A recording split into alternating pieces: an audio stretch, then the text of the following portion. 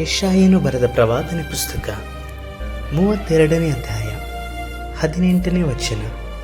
ನನ್ನ ಜನರು ಸಮಾಧಾನ ನಿವಾಸದಲ್ಲಿಯೂ ನಿರ್ಭಯ ನಿಲಯಗಳಲ್ಲಿಯೂ ನೆಮ್ಮದಿಯ ಆಶ್ರಯಗಳಲ್ಲಿಯೂ ನೆಲೆಗೊಳ್ಳುವರು. ಕರ್ತನಲ್ಲಿ ಪ್ರೀತಿಯ ದೇವಜನರೇ, ದೇವರಾಗಿರುವಂತೆ ಯೇಸು ಕರ್ತನು ಅನುದಿನವೂ ಸಹ ನಿಮ್ಮ ಜೊತೆಯಲ್ಲಿ ಮಾತನಾಡುವುದು ಮಾತ್ರವಲ್ಲದೆ ನಿಮ್ಮ ಭಾರವನ್ನು ಹೊರುವಂಥ ದೇವರಾಗಿ ಇದ್ದಾರೆ. ಈ ದಿವಸ ನೀವು ಯಾವ ಪರಿಸ್ಥಿತಿಯಲ್ಲಿ ಇದ್ದೀರಿ? ಕರ್ತನ ಸಮ್ಮುಖದಲ್ಲಿ ನೀವು ಕಾದುಕೊಂಡು ಅವರನ್ನೇ ಆಲೋಚಿಸಿರಿ. ಇಂದು ನೀವು ಇರುವ ಪರಿಸ್ಥಿತಿಗಿಂತಲೂ ಸಹ ಲೋಕದಲ್ಲಿ ವಿಭಿನ್ನವಾದಂಥ ಪರಿಸ್ಥಿತಿಗಳನ್ನು ಎದುರಿಸುವಂಥ ಜನರು ಅನೇಕರಿದ್ದಾರೆ. ಲೋಕದಲ್ಲಿರುವಂಥ ಜನಗಳಲ್ಲಿ ಆಸ್ತಿ, ಐಶ್ವರ್ಯ, ಹಣ ಇದೆಲ್ಲವೂ ಸಹ ಇರಬಹುದು. ಆದರೆ ಅವರಲ್ಲಿ ನಿಜವಾಗಿ ಸಮಾಧಾನ ಇಲ್ಲದೆ ಇರುವಂಥದ್ದನ್ನು, ಆರೋಗ್ಯ ಇಲ್ಲದೆ ಇರುವಂಥದ್ದನ್ನು, ಎಲ್ಲದಕ್ಕಿಂತ ಹೆಚ್ಚಾಗಿ ನಿನಗೆ ನನಗೆ ಇರುವಂತಹ ಜೀವಿಸುವಂಥ ದೇವರನ್ನು ಅವರು ಕಳೆದುಕೊಂಡವರಾಗಿ ಇದ್ದಾರೆ. ಆದರೆ ನಾವೆಲ್ಲರೂ ಸಹ ಜೀವಿಸುವ ದೇವರನ್ನು ಹೊಂದಿಕೊಂಡೇ ನಡೆಯುತ್ತಾ ಇದ್ದೇವೆ. ನಮ್ಮ ಜೀವಿತದಲ್ಲಿ ಏನೋ ಸಮಾಧಾನ ಇಲ್ಲ ಎಂಬುದಾಗಿ ನೋಡುವುದಾದರೆ ನಾವು ಯಾವುದೋ ಪರಿಸ್ಥಿತಿಯಲ್ಲಿ ದೇವರಿಗೆ ಕೊಡಬೇಕಾದಂಥ ಸ್ಥಾನವನ್ನು ಕೊಡದೇ ಇರುವಂಥದ್ದೇ ಆಗಿರುತ್ತದೆ.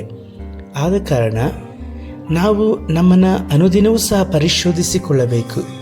ನಮ್ಮ ಮನೆಯಲ್ಲಿ, ಮನದಲ್ಲಿ ದೇವರಿಗೆ ಆಶ್ರಯವನ್ನು ಕೊಡಬೇಕು. ಅಂದರೆ ದೇವರು ನೆಲೆಗೊಳ್ಳಲಿಕ್ಕಾಗಿ ನಾವು ನಮ್ಮನ್ನು ತೆರೆದವರಿಗೆ ಒಪ್ಪಿಸಿಕೊಡಬೇಕು.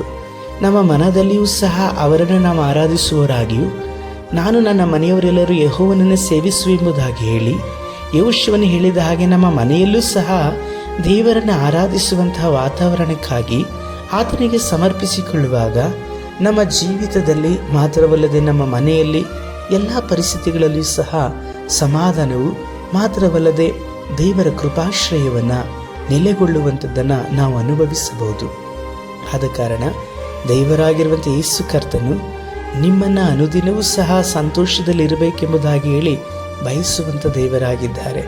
ಈ ದಿವಸವೂ ಸಹ ನೀವು ಕಳೆದುಕೊಂಡಂಥ ಸಂತೋಷವನ್ನು, ಸಮಾಧಾನವನ್ನು ಮರಳಿ ದೇವರಾಗಿರುವಂಥ ಕರ್ತನು ಪುನರ್ಸ್ಥಾಪಿಸಲಿಕ್ಕೆ ಶಕ್ತನಾಗಿರೋದ್ರಿಂದ ಆತನ ಸಮ್ಮುಖದಲ್ಲಿ ನಮ್ಮನ್ನು ಸಮರ್ಪಿಸಿಕೊಳ್ಳೋಣ. ಸರ್ವಶಕ್ತನಾದ ದೇವರೇ, ನಮ್ಮ ಮನದಲ್ಲಿಯೂ ಮನೆಯಲ್ಲಿಯೂ ನಿಮ್ಮನ್ನೇ ನಾವು ಆರಾಧಿಸಲಿಕ್ಕಾಗಿ ಅರ್ಪಿಸಿಕೊಳ್ಳುತ್ತೇವೆ. ನಮ್ಮ ಮನೆ ಮತ್ತು ಮನದಲ್ಲಿ ಶಾಂತಿಯು, ಸಮಾಧಾನವು, ನೆಮ್ಮದಿಯು ನಿಮ್ಮ ಆಶ್ರಯದಲ್ಲಿ ನೆಲೆಗೊಂಡು ನಡೆಯಲಿ. ಯೇಸು ಕರ್ತನ ನಾಮದಲ್ಲಿ ತಂದೆಯೇ, ಆಮೇನ್.